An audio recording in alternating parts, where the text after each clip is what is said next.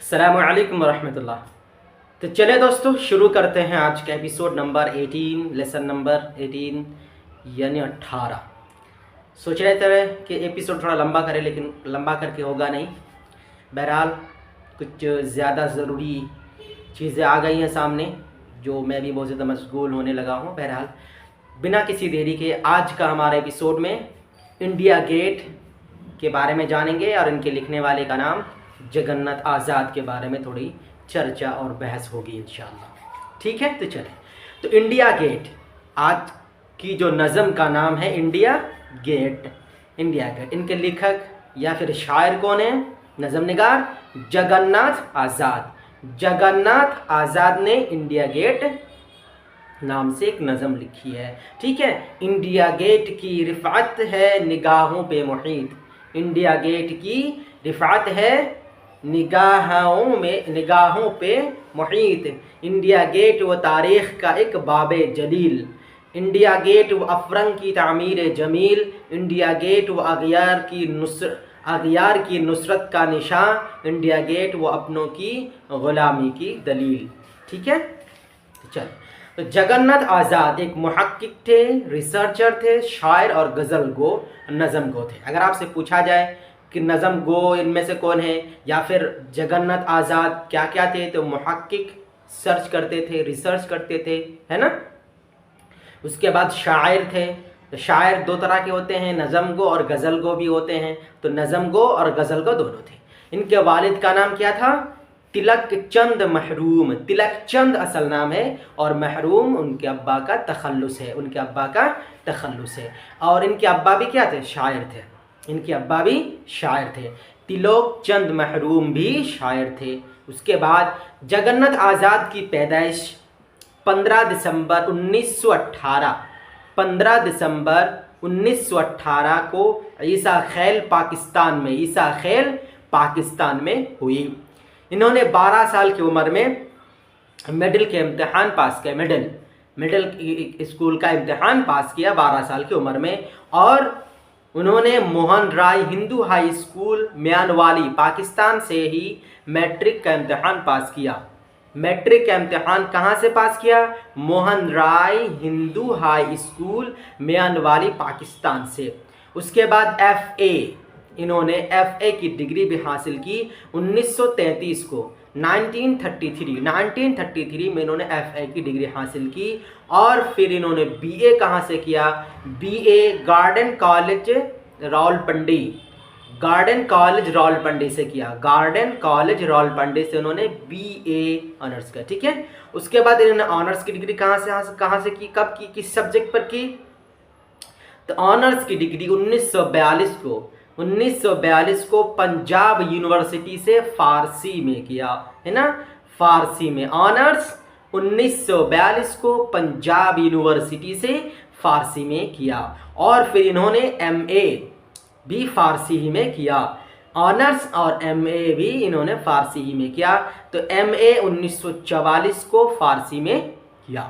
اس کے بعد جب بٹوارا ہوا ہندوستان اور پاکستان کا آزادی کے بعد، تو وہ بھی پاکستان سے دہلی آ گئے۔ ٹھیک ہے، جب ہندوستان کا بٹوارا ہوا تو پاکستان سے، تو میں کہہ رہا تھا کہ جب ہندوستان اور پاکستان کا بٹوارا ہوا تب انہوں نے پاکستان سے دلی کوچ کر لی، اور یہیں ستمبر 1947 میں دہلی میں آ کے بس گئے۔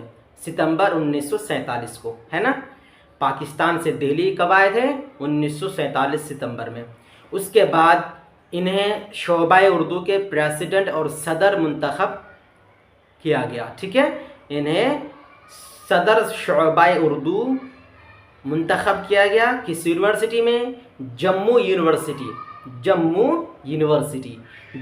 یونیورسٹی میں شعبہ اردو کے صدر منتخب ہوئے، اور یہیں 1983 تک رہے، یعنی 1947 سے 1983 تک یہیں رہے۔ ٹھیک ہے، صدر شعبہ اردو جموں یونیورسٹی میں 1983 تک رہے۔ اس کے بعد ان کو ایک اعزاز یعنی سمانت ان کو کیا گیا، ایک بہت بڑا پوسٹ دے کر کے یا پھر نام دے کر کے پروفیسر امریٹس کے نام سے، ٹھیک ہے، ان کو اعزاز کون سا ملا؟ Professor Emirates. ان کی وفات 25 جولائی 2004 دہلی میں، 25 جولائی 2004 دہلی میں، یعنی دلی ہندی ہے، دہلی اردو عربک ہے، اور ڈیلی آپ کی انگلش، ٹھیک ہے۔ تو وفات ان کا انتقال کب ہوا؟ 25 جولائی 2004 دہلی میں۔ اس کے بعد انڈیا گیٹ کس کی نظم ہے؟ جگناتھ آزاد۔ کس کی نظم ہے؟ جگناتھ آزاد کی۔ جگناتھ آزاد کی نظم کا نام کیا ہے؟ India get. چلے سوال و جواب پر تھوڑا سرسری نظر ڈال لیتے ہیں۔ پہلا سوال ہے مختصر ترین سوالات کا کہ جگناتھ آزاد کب پیدا ہوئے؟ جگناتھ آزاد 5 دسمبر 1918 کو پیدا ہوئے۔ 2 نمبر، جگناتھ آزاد کے والد کا نام کیا ہے؟ جگناتھ آزاد کے والد کا نام تلوک چند محروم۔ تلوک چند محروم۔ اچھا، 3 نمبر، انڈیا گیٹ کہاں ہے؟ دہلی میں۔ کہاں پر ہے؟ دہلی میں۔ انڈیا گیٹ کہاں ہے؟ دہلی میں، ٹھیک ہے۔ فرق ہے، انڈیا گیٹ اور گیٹ آف انڈیا میں فرق ہے۔ تو انڈیا گیٹ کہاں ہے؟ دہلی میں، ٹھیک ہے۔ 4 نمبر پہ انڈیا گیٹ کی تعمیر کس نے کی؟ تو فرنگیوں نے، یعنی انگریزوں نے۔ انڈیا گیٹ کی تعمیر یا کس نے بنایا؟ انگریزوں نے۔ مختصر سوالات میں 1 نمبر پر ہے، اس نظم میں شاعر نے جو کچھ کہا ہے اسے 5 جملے میں لکھیے، لمبا ہو جائے گا، چھوڑ دیا جائے۔ انڈیا گیٹ کی تعریف وغیرہ کی ہے، کیسے کن کی نشانی ہے، انگریزوں نے بنوایا ہے، ہماری غلامی کی نشانی ہے، ان کی بہت بلندی ہے، بہت بڑا اور اونچا ہے، بہرحال۔ 2 نمبر پہ نظم کے مختصر تعریف ہم نے پہلے بتایا تھا، موضوع کلام جس میں کسی خیال کو مسلسل انداز میں بیان کیا گیا ہو، مسلسل اور منظم طریقے سے بیان کیا، یہ نظم کی تعریف ہو جائے گی، ٹھیک ہے۔ اس کے بعد 3 نمبر، جگناتھ آزاد کے 3 شعری مجموعے کے نام لکھیے۔ جگناتھ آزاد کے 3 شعری مجموعے کا نام لکھیے، تو آپ کو لکھ دینا ہے، کیا لکھنا ہے؟ طبل و علم، طبل و علم، بے قرار تعمیر فکر، طبل و علم بے قرار تعمیر فکر، ان کے شعری مجموعے کی کتاب ہے، ٹھیک ہے۔ 3 نمبر پہ ہو گیا۔ اب 4 نمبر پہ کیا ہے؟ 4 نمبر پہ ہے جگناتھ آزاد کے مختصر حالات 5 جملے میں لکھیے، اس تھوڑا سا لکھیے گا، ان کی پیدائش کب ہوئی، کہاں ہوئی، کب ہوئی، ان کے والد کا نام کیا ہے، وہ پاکستان سے دہلی کب آ گئے، کون سی ڈگری حاصل کی، تھوڑا بہت اس کو ذہن میں رکھ لیجیے گا، ٹھیک ہے۔ اچھا، اس کے بعد 5 نمبر پہ ہے، یہ گرامر کا کوشچن ہے کہ اس میں ضمیر کی تعریف لکھیے۔ اس میں ضمیر کی تعریف 5 نمبر پہ اس میں ضمیر، ہم نے پڑھا تھا کہ اسم کی تعریف، اور ہم نے پڑھا تھا کہ اس میں کتنے قسمیں ہیں معنی کے اعتبار سے، تو اس میں معنی کے اعتبار سے ہم نے پڑھا تھا اسم کی قسمیں۔ اب یہاں پر ہے ضمیر، تو ضمیر کو ہم ہندی میں سرونام کہتے ہیں، ضمیر کو ہم ہندی میں سرونام کہتے ہیں، اور انگلش میں پروناؤن کہتے ہیں، ناؤن پروناؤن کہتے ہیں، ٹھیک ہے۔ تو ناؤن جب ہم جانا کہ کسی بھی چیز کے نام کو ہم کیا کہتے ہیں؟ ناؤن، اسم کہتے ہیں، کیا کہتے ہیں؟ سنگیا کہتے ہیں، ٹھیک ہے، سنگیا کہتے ہیں۔ تو ٹھیک ہے، تو یہاں پر اس میں ضمیر پوچھا گیا، یعنی کہ وہ لفظ یا اسم جو کسی اسم کی جگہ پر یا بدلے میں استعمال ہوتا ہے۔ مثال کے طور پر زیان مارکیٹ گیا، زیان آم خریدا، زیان لیچی خریدا، تو یہاں بار بار ریپیٹ ہو رہی ہے ایک چیز، وہ کون سا ہے؟ زیان۔ تو زیان ایک اسم ہے، اسم معرفہ ہے، اسم معرفہ ہے، تو اس میں معرفہ بار بار کیا ہو رہا ہے؟ ریپیٹ ہو رہا ہے۔ تو اسی کے بدلے اگر ہم ضمیر کا استعمال کر رہے ہیں، وہ ضمیر کیا ہے؟ زیان مارکیٹ گیا، وہ آم خریدا، ٹھیک ہے، تو وہاں وہ کیا ہے ہمارا؟ اسم ضمیر، اسم ضمیر۔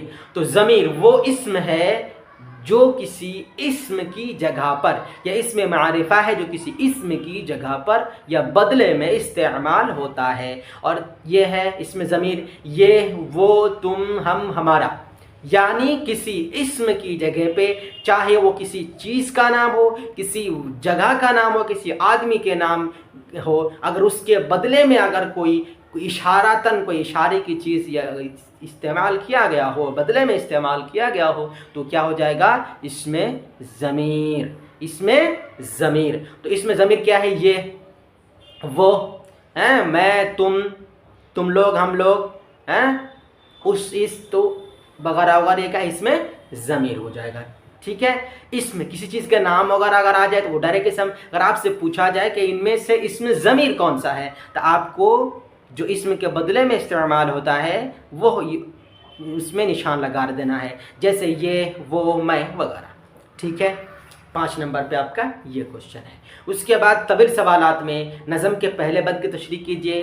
تشریح میں کیا ہوا؟ یہ انڈیا گیٹ کی تعریف کیا ہے، کس نے بنایا، وہ بہت بلند ہے، اس میں ہماری غلامی کی نشانی ہے، اور اس میں انگریزوں کی فکر، ان کی سوچ، ان کے وچار، ان کے جو ہے نا آئیڈیالوجی، آئیڈیا وغیرہ کا ذکر ہے، تو اس کو چھوڑ دیجیے، اس کو ضرورت نہیں ہے. 2 نمبر پہ زیر نصاب میں نظم انڈیا گیٹ کا خلاصہ پیش کیجیے، پورا وہی ہے، اس کو بھی چھوڑ دیجیے. 3 نمبر پہ جگناتھ آزاد کی نظم نگاری کا جائزہ لیجیے، چھوڑ دیجیے. 4 نمبر ہمارا خاص ہے، یہ اہم ہے، واحد سے جمع بنائیے. سنگولر سے پلورل بنانا ہے، ایک وچن سے بہو وچن بنانا ہے. تو ایک وچن جب تک آپ کی شادی نہیں ہے اب ایک وچن ہے، بہو آ گئی تو بہو وچن ہے نا. بہت سمپل سا جملہ ہے یہ، ہے نا. بہو آ گئی بہو وچن ہو گئی، یعنی ایک سے زیادہ اگر کرنا اس سے پتہ چلا کسی اسم سے تو وہ پلورل جمع ہو جائے گا. ٹھیک ہے. تو غیر کی جمع کیا ہو جائے گی؟ اغیار. غیر کی جمع اغیار. باب کی جمع ابواب. دلیل کی جمع دلائل یا دلیلیں. شخص کا اشخاص. مقصد کا مقاصد. مقصد کا مقاصد. ہم بار بار آپ کے لیے ہم دہرا رہے ہیں کہ جمع سنگولر پلورل، واحد جمع اور ازداد یہ 2 چیزیں آپ کو گوگل سے نکال کر کے ایک واحد جمع الفاظ چاہیے، متضاد یا ازداد الفاظ چاہیے، لے کر کے الگ سے کم از کم آپ کو 150 کر کے آپ کو یاد رکھنا ہے تاکہ آپ کو کام آ جائے. اسی طرح کچھ جملے ایسے ہیں آپ کو سینٹنس بنانا ہے، سینٹنس بنانے کے لیے بھی آپ کو چھوٹے جملے میں آپ کو واقع بنانا ہے، وہ یاد رکھنا ہے. ٹھیک ہے. اس میں ایک چھوٹا سا سوال جو ہے آپ کو یاد رکھنا ہے.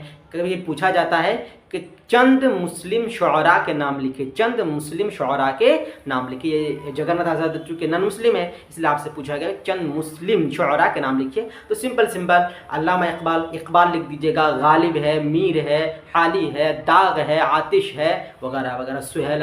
تو یہ سب آپ کو نام یاد رکھنا ہے. اقبال، غالب، حالی، میر اور داغ. تو چلیے ختم کرتے ہیں آج کا ایپیسوڈ یہیں پر. امید کرتے ہیں کہ آپ لوگ میری بات کو اچھی طرح سمجھ گئے ہوں گے.